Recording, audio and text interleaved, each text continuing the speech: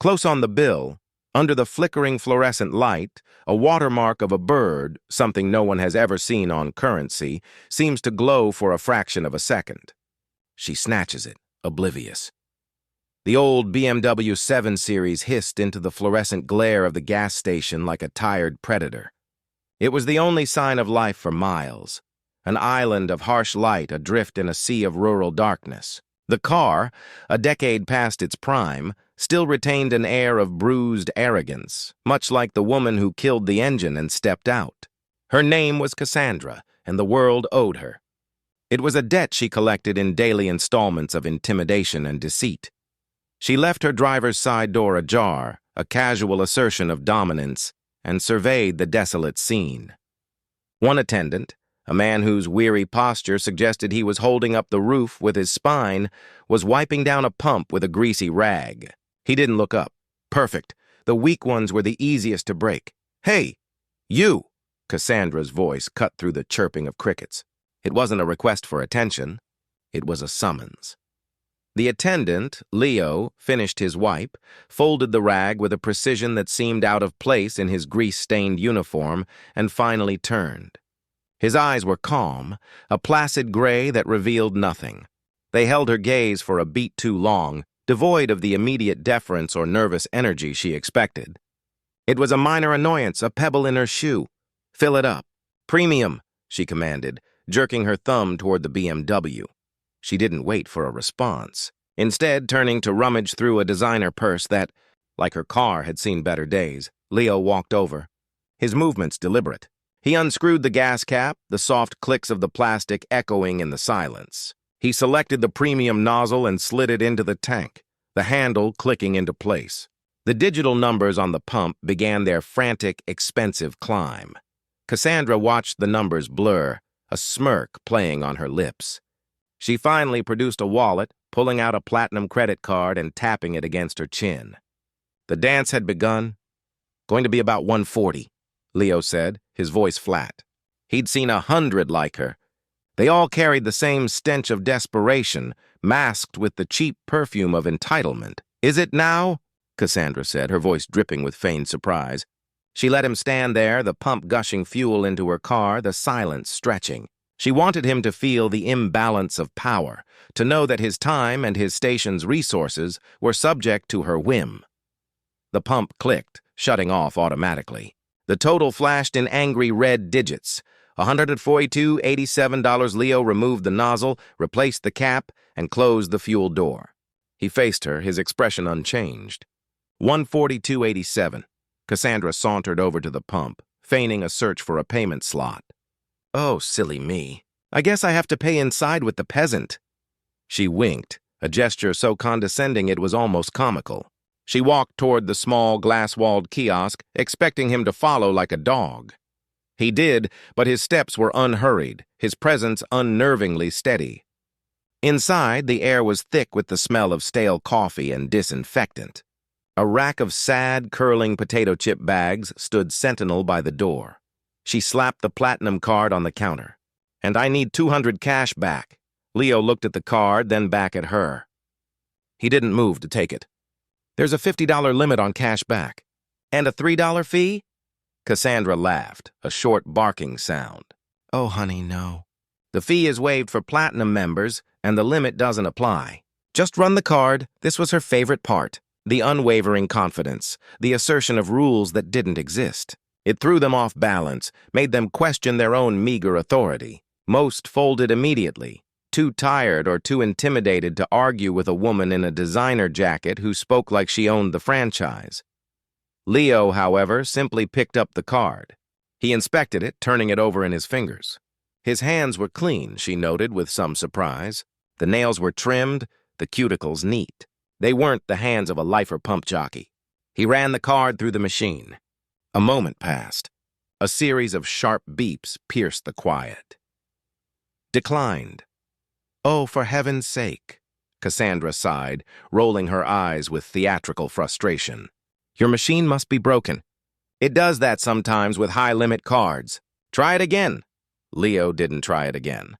He placed the card back on the counter and slid it gently toward her. Card was declined. Insufficient funds. The mask of bored superiority cracked just for a second. A flash of raw fury lit her eyes before being expertly smothered. That's impossible. There's a $250,000 limit on that card. You're lying, or your relic of a machine is garbage. Get your manager. I'm the only one here until 7 a.m., Leo said, his voice still a monotone. You need to pay for the gas. I'm not paying for a damn thing, she snarled, the pretense gone. You've wasted my time, you've insulted me, and your faulty equipment has embarrassed me. This tank of gas is the least your company can do to compensate me for the inconvenience. In fact, I'm still owed the cash, she leaned forward, her voice dropping into a conspiratorial, threatening tone. Look, I know a regional manager, Frank Peterson. We're close. I could make one phone call and your dead-end job would be a fond memory by sunrise. Or you can be smart. You write off the gas, you open that register, and you hand me the $200 I asked for. You mark it down as a pump error, a drive-off, I don't care. It's your problem. But if you do this for me, I'll forget your rudeness and I won't make that call. Leo stood motionless, his gray eyes fixed on her. He had seen this exact species of predator before, just in a more expensive suit. He'd watched one of them, with a different face but the same soul, dismantle his entire life, lie by lie, document by document, until all that was left were the smoldering ruins he now inhabited. He'd lost his career as a forensic accountant, his home, his family, all because of a charming, ruthless grifter who knew how to exploit the system and the people who trusted it. And in that moment, looking at Cassandra's sneering face, he felt an old, cold part of himself wake from a long slumber. The rage was there, a familiar furnace in his gut. But something else was there, too, a chilling, crystalline clarity. He wasn't going to call the police. That would involve reports, hassles, and she'd likely talk her way out of it. He wasn't going to argue. That was the fuel she ran on. No, he was going to give her exactly what she wanted. A slow smile spread across Leo's face, a subtle, unsettling shift in his features. It seemed to startle her. You know what? You're right, he said, his tone changing, becoming softer, more compliant. I'm sorry. My mistake. Frank Peterson, you said? Yeah, he's a real stickler. You're right, I don't need this trouble. Cassandra relaxed, her posture straightening with triumph. She had won, again. I knew you'd see it my way. Now the cash. Of course, Leo said. He turned to the register, but instead of opening it, he bent down, his body disappearing behind the counter for a moment. Cassandra heard a soft click, like a small lockbox opening. When he stood up, he wasn't holding a wad of 20s from the till. He was holding a single, crisp $100 bill. Then another. He laid them on the counter. They looked perfect. New. Sequential. Here you go, he said, his voice almost a whisper. $200 for your trouble, and please don't mention this to Frank. The gas is on the house, of course. Cassandra's eyes gleamed as she snatched the bills. This was even better than she'd planned. No messy card transaction, just pure, untraceable cash. She felt the familiar, intoxicating rush of victory. She had bent the world to her will once more. She folded the bills and tucked them neatly into her wallet, right next to the useless platinum card. She gave Leo one last dismissive look. See? It's amazing what a little customer service can accomplish. You should try it more often. She turned and walked out of the kiosk, the glass door swinging shut behind her. Leo watched her get back into the old BMW, her silhouette framed by the harsh lights. He watched her start the engine, the confident roar echoing his own thundering heartbeat. He watched her pull away from the pump, tires crunching on stray gravel, and speed off into the oppressive dark swallowed by the night. He remained perfectly still for a full minute, the only sound the low hum of the coolers. Then, with the same deliberate precision he used to fold his rag, he reached into his pocket and pulled out a cheap, untraceable burner phone. He powered it on. It had only one number in its contact list, a name he hadn't typed or spoken in 3 years. The gardener. His thumb moved over the keypad, typing a short, cryptic message. There was no hesitation. His face was a mask of cold, placid resolve. He was no longer Leo, the gas station attendant. He was someone else entirely. Someone who had just set a trap with bait far more valuable than $200. He pressed send. The message delivered instantly. It read, "The Nightingale is in flight, full tank of gas, heading west on Route 84. The BMW devoured the dark ribbon of Route 84, its engine a low growl of satisfaction. Inside, Cassandra was flying. The adrenaline of the confrontation, the sweet nectar of a clean win, was better than any drug. She tapped her fingers on the leather-wrapped steering wheel in time with the thumping bass of some soulless electronic music, a triumphant smirk etched on her face. She felt invincible. She picked up her phone, hitting the speed dial for Rick. It connected on the second ring. "Tell me you got it." His voice was a gravelly mix of impatience and greed. "Do you even have to ask?" Cassandra purred, glancing at her reflection in the rearview mirror. The dim dashboard lights made her look powerful, mysterious. Full tank of premium, and 200 in crisp Benjamins for the road. The guy was a total pushover. Practically begged me to take it. A low chuckle came through the speaker. "My girl always gets what she wants. Did you use the Peterson line?" "Like a charm," she said, accelerating to pass a lumbering semi-truck. The truck's lights washed over her car, then plunged her back into darkness. "He practically peed his pants when I mentioned a regional manager." "Good. So you're on schedule?" "The Mark is still at the hotel in Silver Creek. His conference ends tomorrow afternoon. We need to be in place by morning to set the trap. I'm making good time. Should be there by 4, maybe 5 a.m. I'll grab a couple hours of sleep and be ready to work." Cassandra's eyes drifted to her purse on the passenger seat. The $200 felt like a warm promise nestled inside. "I'm going to need some coffee soon, though. This high isn't going to last all night. Just be smart, Cassie. No more risks until this job is done. The Silver Creek score is our ticket out of this nickel and dime garbage. Don't worry about me," she scoffed. "I know what I'm doing. I own these roads." She hung up, tossing the phone onto the seat. Rick's caution was an annoying buzz in the symphony of her success. Nickel and dime? That gas station score wasn't about the money. It was about the principle. It was about power. People like that attendant existed to be sheared like sheep, and she was the wolf. An hour later, the caffeine craving became a physical need.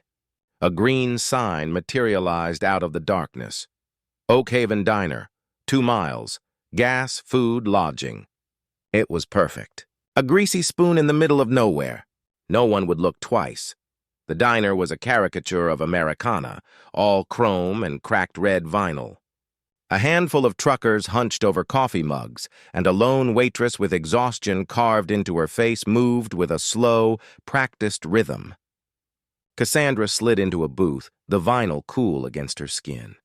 "Just a large black coffee to go," she told the waitress, not bothering to look at the menu. $3.50, the waitress said, her voice raspy. Cassandra pulled out one of Leo's $100 bills. It felt stiff, new. She slid it across the table. "Get yourself a nice tip out of that." The waitress picked up the bill. For a moment, she just stood there, staring at it. She turned it over, holding it up to the dim, greasy light. Her brow furrowed slightly. Cassandra felt a flicker of irritation. "Is there a problem?" she asked, her voice sharp. "Just new," the waitress mumbled, her eyes still on the bill. She pulled a pen with a faded logo from her apron pocket and made a quick slash across the bill's face. The ink left a pale yellowish mark, not the dark brown or black of a counterfeit. The waitress shrugged, seemingly satisfied, and walked to the register. Cassandra watched her, an unfamiliar knot tightening in her stomach. It was nothing. The pens were unreliable. The woman was just tired. Still, she couldn't shake the feeling of being scrutinized. The waitress returned with a paper cup of steaming coffee and a pile of change, $96.50. She counted it out slowly, her gaze lingering on Cassandra's face. "Have a good night," the waitress said. But her tone was flat, her eyes hard. Cassandra scooped up the money and left without a word, the coffee feeling like a lead weight in her hand. Back in the car, she took a scalding sip and pulled back onto the highway, forcing the incident from her mind. She drove for another 30 minutes, the caffeine sharpening her senses. Too sharp, perhaps. She became aware of a pair of headlights in her rearview mirror. They were far back, Just 2 pinpricks of light, but they were constant. Every curve the highway took, they were there. "It's a highway, you idiot," she told herself. "People drive on it." But Rick's warning echoed in her ears. No more risks. She eased her foot off the gas, letting her speed drop from 80 to 65. The headlights behind her maintained their distance. But they didn't pass. They slowed down with her. The knot in her stomach returned, colder this time. Coincidence.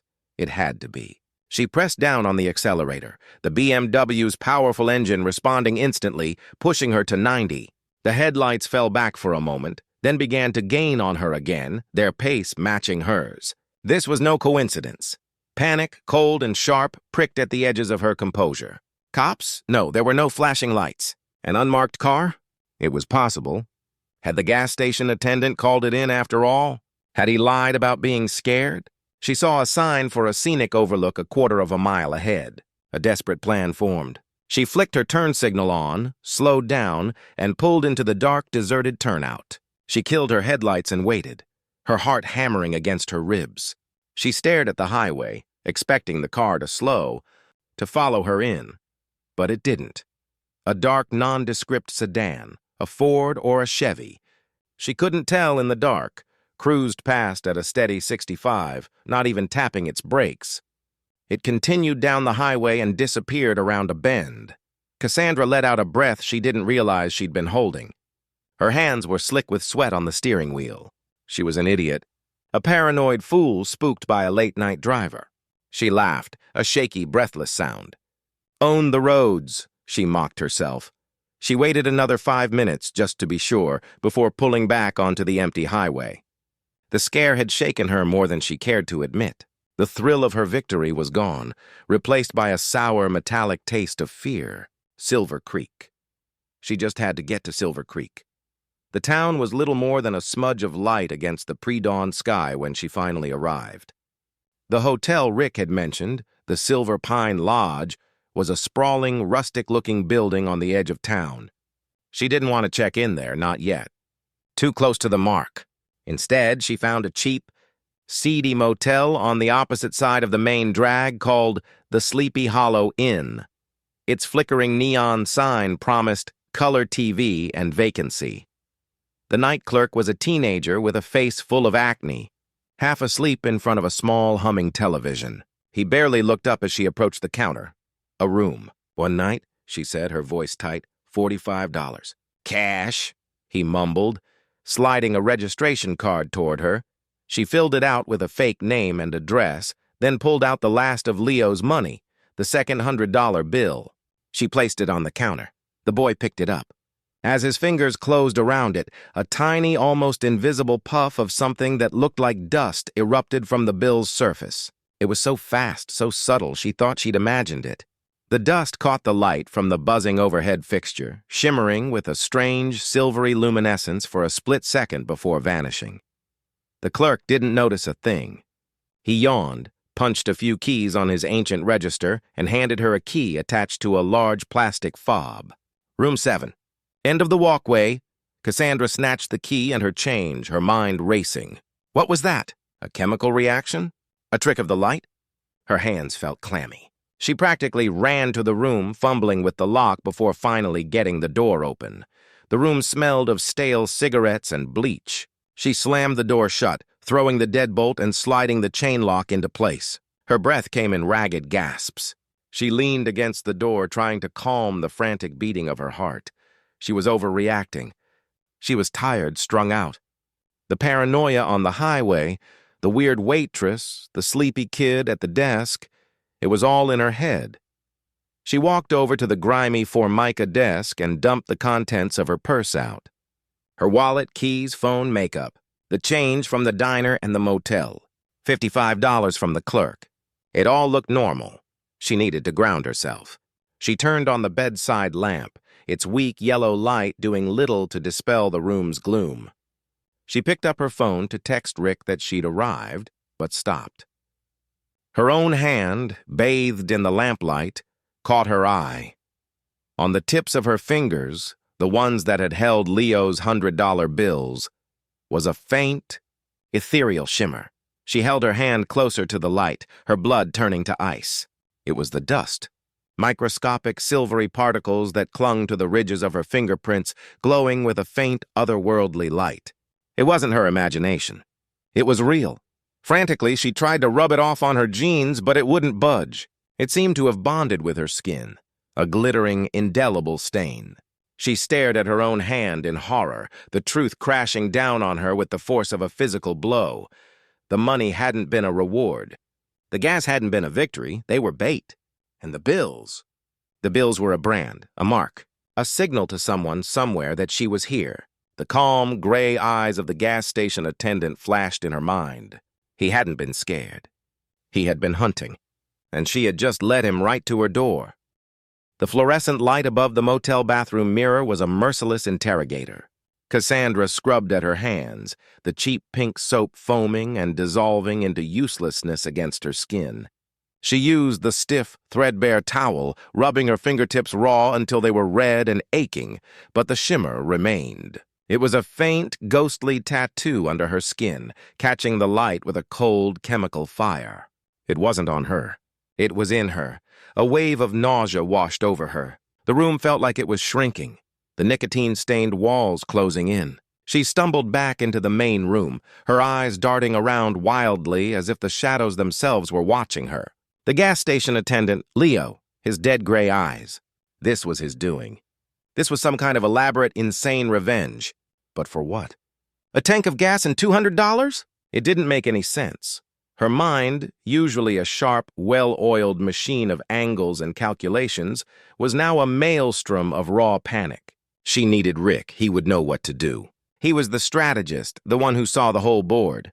She snatched her phone, her shimmering fingers leaving faint, glowing smudges on the screen. She dialed his number. He picked up on the fourth ring, his voice thick with sleep. "Cassie, what the hell? I thought you were sleeping." "Rick, something's wrong," she blurted out, her voice a strained whisper. "The money." There was something on the money from the gas station. "What are you talking about?" "You're not making sense." A dust. Some kind of glowing silvery dust. "It's on my hands, Rick, and it won't come off." Her voice was rising, cracking with hysteria. "I think we've been made. I think it's a trap." There was a pause on the other end of the line. She could hear him sitting up, the sound of rustling sheets. "Okay, slow down," he said, his voice losing its sleepy edge and taking on a familiar, impatient hardness. "You were followed. You got spooked. You're tired and you're letting your imagination run wild." "No, this is real," she insisted, staring at her own alien hand. "I saw it come off the bill. The kid at the counter, he didn't even notice. But I saw it. And it's on me now. Like a brand." "A brand? What, are you in a sci-fi movie now?" "It's probably just ink or some kind of security strip powder. Wash your hands and get some sleep." "I tried, Rick. It won't wash off. I'm telling you, this is bad." That attendant. He wasn't what he seemed. He played me. He wanted me to take that money. Another pause, longer this time. When Rick spoke again, his voice was cold, distant.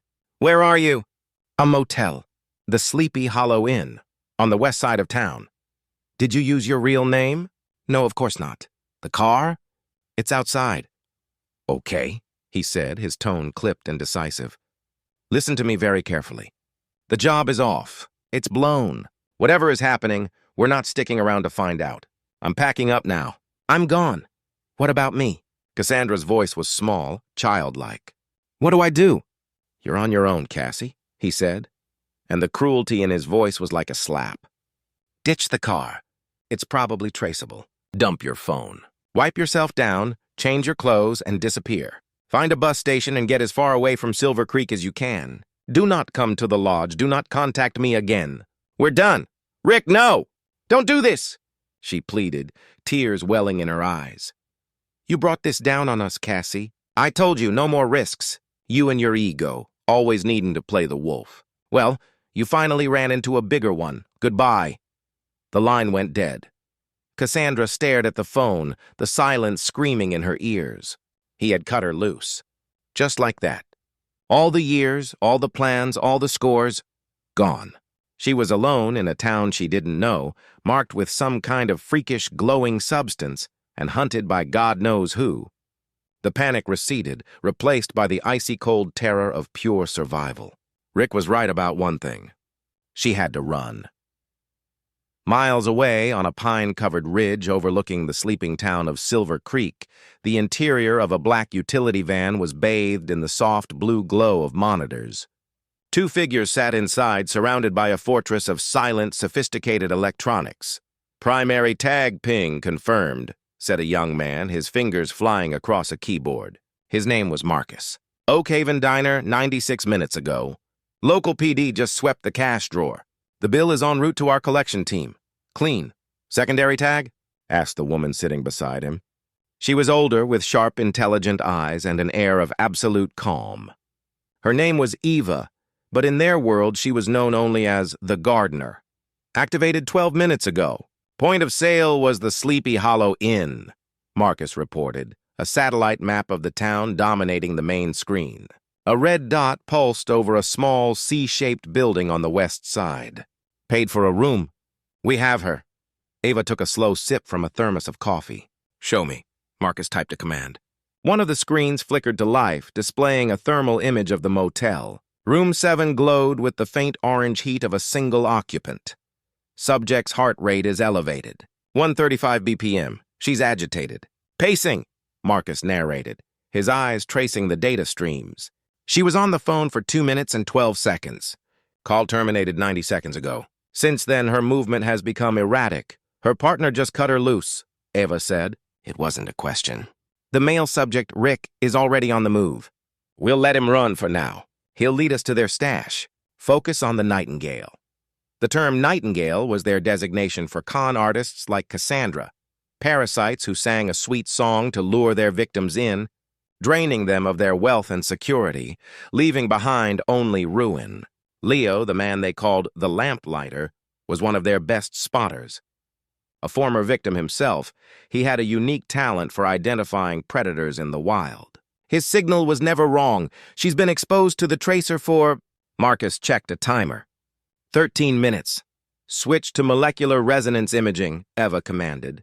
Marcus hit another series of keys. The thermal image on the screen was overlaid with a new filter. A ghostly, shimmering cloud of bright green now filled the digital outline of Room 7. The highest concentration was on the figure of Cassandra herself. "Full saturation," Marcus said, a note of clinical admiration in his voice. "The static charge in the bills works perfectly. Microparticulates have bonded to her skin, hair, and clothing. Atmospheric concentration in the room is at 17%. She's a walking, talking beacon," Eva murmured, her eyes fixed on the glowing shape of the woman in the room. "Any word from our client?" "The consortium is standing by," Marcus replied. "They want confirmation that the asset is secured." "They'll get it." Back in Room 7, Cassandra's mind was a razor. The fear was still there, a cold stone in her stomach, but survival instinct had taken over. Rick's betrayal had cauterized the wound of her panic. She was a cornered animal, and cornered animals were the most dangerous. She couldn't use the car. She couldn't use her phone. She couldn't use her credit cards. Everything that defined her life was now a liability. She moved quickly, methodically. She took the cash she had left, the $150.50 in bills and coins from the 2 transactions, and stuffed it into her jeans pocket. She took her wallet and threw it in the trash, keeping only a single fake driver's license with a name and face she'd used years ago. She stripped off her designer jacket, leaving it on the bed. Too conspicuous. Her t-shirt and jeans would have to do. She went back into the bathroom and stared at her reflection. Her face was pale, her eyes wide with fear. But underneath it, the wolf was still there. She had to disappear. Get to a bus station, just like Rick said. Buy a ticket to anywhere. Lose herself in the anonymous churn of the country. She peered through the grimy window, past the cheap, torn curtain. The parking lot was empty save for her BMW and a couple of rusty pickup trucks. The motel's neon sign hummed, casting a sickly pinkish glow over the asphalt. The coast looked clear. It was now or never. Taking a deep, shuddering breath, she moved to the door. She unfastened the chain lock, the metallic slide sounding like a gunshot in the silent room. She turned the deadbolt. Her hand, shimmering faintly in the darkness, rested on the doorknob. She slowly, carefully turned it. She pulled the door inward just a crack, peering out into the cool, pre-dawn air. Nothing. Just the hum of the sign and the distant whisper of the highway. She slipped out, pulling the door quietly shut behind her, and melted into the shadows at the side of the building, her heart a frantic drum against her ribs. She was running. She was free. In the van on the ridge, Eva watched the glowing green figure on her screen slip out of the motel room. Subject has exited the structure. She's on foot, heading north away from the highway, Marcus reported, tracking the moving beacon. Should we deploy the retrieval team? Eva took another sip of her coffee, her expression unreadable in the blue light of the monitors. She watched the green silhouette move with desperate speed through the darkness. No, she said, her voice calm and quiet. Let her. Marcus looked at her, confused. Let her go? The tags aren't just contact-based, Marcus, Eva explained, her eyes never leaving the screen. They're airborne. When she opened those bills, she aerosolized them. The entire room is dusted. She's been breathing the tracer compound in for the last 20 minutes. She instructed him to apply a new filter to the imaging software. The view on the screen shifted. Now, not only did Cassandra's body glow a brilliant green, but a faint, ethereal trail of the same color lingered in the air behind her. With every breath she exhaled, she left a ghostly... The night was cold, the air sharp with the scent of pine and damp earth. Cassandra moved like a phantom through the sleeping town, a ghost haunted by the faint damning shimmer on her own skin. She vaulted a chain-link fence, the rusty metal groaning in protest, and landed softly in the overgrown grass of a stranger's backyard. A dog barked furiously from a nearby house, the sound ripping through the silence and sending a jolt of pure adrenaline through her veins. She froze, pressing herself into the shadows of a large oak tree, her breath held tight in her chest. Minutes passed, stretching into an eternity. The barking subsided into a low grumble, then silence. She pushed off the tree and kept moving, her muscles screaming, her lungs burning with the effort. Every rustle of leaves, every distant rumble of a truck on the highway was a potential threat. Her world, once a playground she controlled, had become a minefield. The hunter's instinct that had served her so well was now a source of torment, feeding a paranoia that gnawed at the edges of her sanity. Her goal was a single point of light in the suffocating darkness of her predicament, the bus station. It was on the far side of town, a gateway to the anonymity she craved. If she could just get there, buy a ticket, and lose herself in the faceless river of travelers, she might have a chance. The thought was a mantra she repeated with every aching step. Just get to the station. Just get to the station. Rage warred with her fear. A burning white-hot fury at Rick for his cowardice, at the world for its unfairness. But most of all at the blank-faced gas station attendant who had so thoroughly and inexplicably destroyed her. Leo. She pictured his calm, gray eyes and felt a fresh surge of adrenaline. He had planned this. Every second of it. He had looked at her, seen the wolf, and built a cage around her she hadn't even noticed until the door was slamming shut. In the van on the ridge, the atmosphere was one of detached observation. It was like watching a nature documentary, a predator, wounded and disoriented, navigating hostile territory. She's clever, Marcus noted, watching the glowing green beacon of Cassandra navigate a complex series of back alleys. She's avoiding all major thoroughfares, sticking to the shadows. Most of them just panic and run straight down Main Street. She's not most of them, Eva replied, her gaze fixed on the main monitor. Her file noted superior situational awareness and a high degree of adaptive intelligence. That's what made her so successful, and so dangerous. Pulse and respiration are still high, but they've stabilized. The initial panic is wearing off. She's in survival mode now. Marcus traced her projected path with his finger on a touchscreen map. Based on her trajectory, she's making for the downtown transport hub. Just as you predicted. Eva nodded, taking a sip of coffee. Her options are limited. The rail line is cargo only, and the local airfield is just a strip for crop dusters. For her, the bus station is the only door out of town. Eva turned to him, her expression unreadable. She's about to enter the old rail yard. It's a direct path to the station, but it's too easy. Let's not make it easy for her. Nudge her east. I want her to pass by the cannery. Why? The cannery has motion-activated floodlights on its perimeter. I want to see how she reacts when she's exposed, Eva said coolly. I want to see if she breaks. She toggled her comms. Unit Beta, proceed to Elm Street, junction with the rail yard access road. Standard pass-by. No engagement. Just let her see you. Roger that, Gardner, a voice crackled back. The rail yard was a graveyard of iron behemoths. Rusting boxcars sat silent on corroded tracks, their faded logos like epitaphs for a bygone era. Cassandra moved through the labyrinth of steel, the metallic tang of decay thick in the air. The path ahead was clear, leading directly toward the faint glow of the town center. She was making good time. A sliver of hope, fragile but persistent, began to cut through her fear. Then she heard it. The low crunch of tires on a gravel road.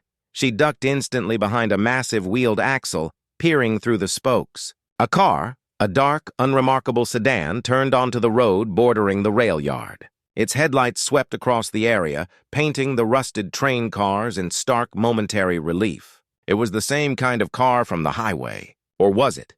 She couldn't be sure. Her heart hammered against her ribs. The car didn't stop. It just cruised by at a leisurely pace, a silent, menacing shark in a sea of shadows, before turning off a block later and disappearing. Coincidence? Twice. Not a chance. They were here. They were watching. They were boxing her in. The direct path was a trap. Her mind raced, reevaluating. She had to change her route. She looked to the east. It was a longer way around, through a more industrial part of town, but they wouldn't expect it. They'd expect her to keep heading straight. With a new sense of desperate cunning, she abandoned her original path and plunged deeper into the industrial sector, moving parallel to the main road. She felt a grim satisfaction. She was still thinking, still fighting. She was outsmarting them. Just before dawn, with the sky bruising from black to a deep, washed-out violet, she saw it. The low, flat building with a Greyhound logo painted on the side. The bus station. She stopped in the shadow of a dumpster, observing it for several long minutes. A few weary-looking people milled about inside, visible through the large glass windows. A bus was idling at one of an empty bay, its diesel engine a low, promising rumble. It all looked so normal, so safe. Taking a ragged breath, she pulled her shoulders back, tried to compose her features into something resembling normalcy, and walked out of the shadows. She crossed the street and pushed through the glass doors, the chime above announcing her arrival. The air inside was stale, smelling of disinfectant and despair. She kept her head down, avoiding eye contact, and went straight to the departure board. A bus to Rock Falls was leaving in 15 minutes from Gate B. She didn't know where Rock Falls was, and she didn't care. It was a destination. It was a way. She walked to the ticket counter, her palms sweating. A middle-aged woman with tired eyes and a name tag that read Brenda looked up at her, bored. "One way to Rock Falls," Cassandra said, her voice raspy. She pushed a crumpled wad of bills across the counter. Brenda counted the money, her movements slow and practiced. She typed on her keyboard, printed a ticket, and slid it back to Cassandra with the change. There was no suspicion in her eyes, no flicker of recognition. Just profound, soul-crushing indifference. Cassandra took the ticket. It felt like a pardon. She had done it. She had made it. She walked over to the hard plastic chairs by Gate B and sat down, clutching the flimsy piece of paper in her hand like a holy relic. The bus to Rock Falls pulled up to the gate, its brakes hissing like a sigh of relief. Her escape was here. In the van, Marcus pointed to a monitor. "She's on the move. Ticket purchased for the 5:45 a.m. bus to Rock Falls. She's at the boarding gate." Ava nodded, a faint, almost imperceptible smile touching her lips. She picked up her communications device. "All ground units, stand down. Repeat, stand down and withdraw.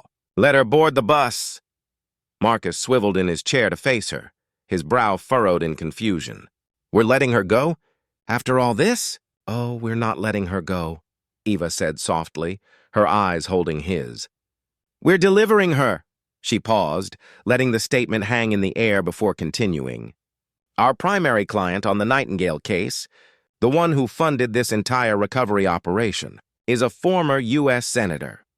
Cassandra and her partner Rick fleeced his family's charitable foundation for $8 million 3 years ago. It ruined his reputation and his career.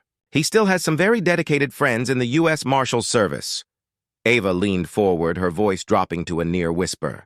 The Tracer compound has a secondary property, Marcus. A feature we've never had to activate before. It was designed for special circumstances. She gestured to a complex chemical schematic on a side monitor. Besides the tracking isotopes, the compound contains a synthesized, non-reactive protein that is molecularly identical to the key signature taggant used in Semtex and other military-grade plastic explosives. It's completely inert, but to a high-frequency chemical sensor, the kind used by every federal bomb-sniffing unit in contraband. Scanner in the country, it sends a signal that is indistinguishable from the real thing. A look of dawning horror and understanding spread across Marcus's face.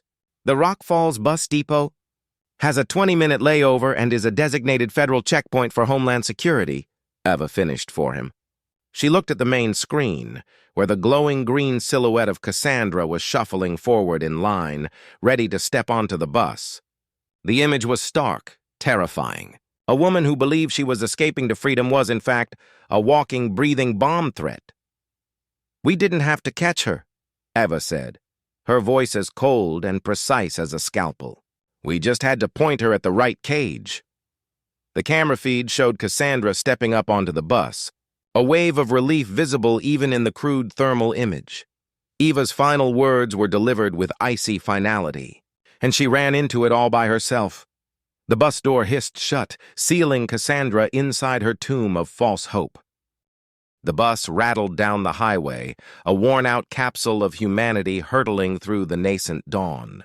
For Cassandra, every vibration of the engine, every squeak of the worn suspension, was the sound of salvation. She was invisible. Nestled in a window seat towards the back, she was just another tired face, another anonymous soul adrift in the morning commute. The oppressive paranoia that had clung to her like a shroud began to dissolve in the weak, gray light filtering through the grimy window. She watched the landscape of Silver Creek, the pine trees, the cheap motels, the shuttered storefronts, recede until it was nothing more than a bad memory. The knot of fear in her stomach loosened, replaced by a feeling so potent it was almost dizzying, relief. She had done it. She had been hunted, cornered, and abandoned, and she had still managed to slip through the net. The wolf had outrun the hounds. A small, genuine smile touched her lips for the first time in hours. She glanced at the other passengers. A young mother with a sleeping baby, an elderly man in a veteran's cap, his eyes closed. A student with headphones lost in his own world, sheep, all of them. They lived their lives in quiet desperation, tethered to rules she had spent her life gleefully breaking. A flicker of the old arrogance returned. They were predictable. She was not. This was just a setback, a costly lesson in humility. She still had her skills. She had a fake ID and $150. It was more than enough. She could rebuild. Find a new city, a new partner, a new mark. The game was still hers to play.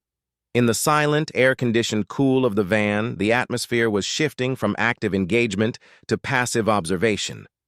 The operation was entering its final phase. The bus is 20 minutes out from the Rock Falls depot, Marcus reported, his voice a calm monotone. GPS tracker is stable. All our ground units have withdrawn from the area. We are now in monitoring-only mode. He leaned back in his chair, running a hand through his hair. He looked at Ava, who was watching the bus's icon crawl across a digital map. She really has no idea, does she? None, Ava said, her voice devoid of emotion. Right now, she feels victorious. She thinks she's won. It's a crucial part of the psychological protocol. The fall is always harder from a greater height. It's just ruthless, Marcus admitted, a hint of unease in his tone. An arrest is one thing, this is erasure. Our clients don't pay for arrests, Marcus. They pay for solutions, Eva corrected him, her eyes still on the screen. An arrest implies a trial, a defense, a story where the villain gets a monologue. It gives them a platform. This, she gestured to the screen, is a dead end. When the federal report is filed, it will be sealed under the Patriot Act. Cassandra Thorne, or whatever name she's using today, will cease to exist. She will be a number in a file that no one will ever be cleared to read. Eva's gaze shifted to another monitor, which showed a live feed of Rick's vehicle, now speeding down an interstate 200 miles away. Her partner will hear a news report about a major bomb threat at a bus station in the middle of nowhere. He'll connect the dots. He will never surface again, terrified that he's somehow linked. 2 problems, 1 elegant, permanent solution. That is what the consortium pays for. Not justice, resolution.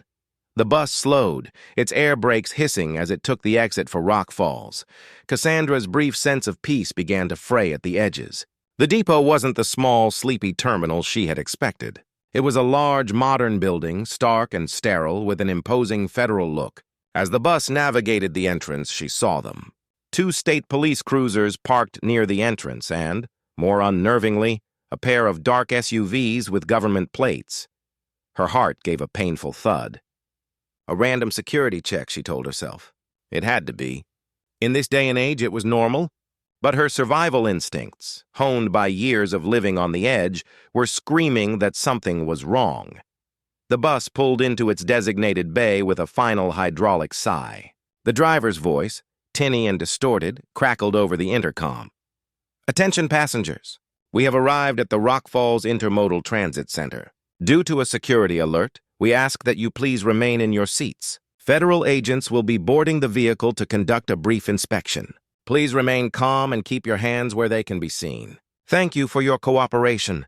Panic, cold and absolute, seized Cassandra by the throat. The brief illusion of freedom shattered into a million pieces. This was it. This was for her. The bus, her vessel of escape, had become a cage, and it had delivered her straight to the slaughterhouse. The other passengers began to murmur, their faces a mixture of confusion and fear.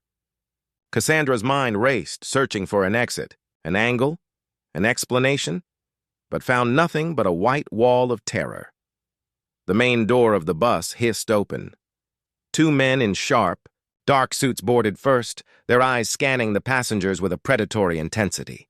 They were followed by a half-dozen more, all clad in black tactical gear, helmets, and body armor, carrying short-barreled rifles. At the front of the formation was a canine handler with a Belgian Malinois that was practically vibrating with restrained energy, its nose twitching, testing the air. The dog handler started down the aisle. The dog strained at the leash, whining, its focus absolute. It ignored the other passengers, its head pointed directly toward the back of the bus, directly at Cassandra. As it drew level with her row, the dog erupted into a frenzy of ferocious, deafening barks. "Alert! Alert! Positive alert on the female, row 10!" the handler shouted. In an instant, the world devolved into a blur of motion and sound. "Federal agents! On your knees! Hands on your head now!" Cassandra barely had time to register the command before she was being ripped from her seat. A powerful hand grabbed her hair, slamming her face down into the filthy, grooved floor of the aisle. The stale smell of rubber and disinfectant filled her nostrils. A heavy knee pressed into the small of her back, pinning her with brutal efficiency. The cold, sharp bite of steel cinched around her wrists. "What's going on?" "I didn't do anything!" she screamed, her voice muffled by the floor. "Be quiet!" a voice snarled in her ear. "We have a positive hit for military-grade explosive compounds." "Where is the device?" The words made no sense. Explosives? It was insane. This was a mistake. A horrible, catastrophic mistake. Through the forest of black tactical boots, her vision blurred by tears of terror and rage, she saw a figure standing on the pavement just outside the open bus door. He was a man in an expensive, well-tailored suit, watching the chaos with an unnerving, placid calm. His face, it was familiar. She'd seen it before. Her mind, desperately trying to find purchase in the swirling nightmare, sifted through a Rolodex of past marks and old enemies. It wasn't a cop. It wasn't a rival. Then it hit her. A jolt of recognition so profound it momentarily eclipsed her fear. The face was from a newspaper photograph 3 years ago. He had been younger then, standing in the background behind his boss. the trusted chief of staff to U.S. Senator Franklin Hayes, the man whose career and life she and Rick had systematically dismantled with a viciously effective charity fraud scam. This was the aide they had bankrupted and humiliated in the process, the loyal dog they'd kicked aside after taking down his master. His eyes, cold and dark, met hers across the distance. There was no victory in them, no gloating. There was only the flat, dead finality of a ledger being balanced. As she watched, he gave a single, almost imperceptible nod to the lead agent. The truth crashed down on Cassandra with the force of a physical blow, knocking the very breath from her lungs. This wasn't about a tank of gas. It wasn't about a random act of revenge from a roadside attendant. Leo was just a trigger, a lamplighter. The trap hadn't been set last night. It had been set 3 years ago, the moment she picked her victim. Tonight, she had finally, irrevocably, stepped into it. As the agents hauled her to her feet and began dragging her off the bus, the last thing she saw was the face of the man whose life she had destroyed, watching her being erased from the world.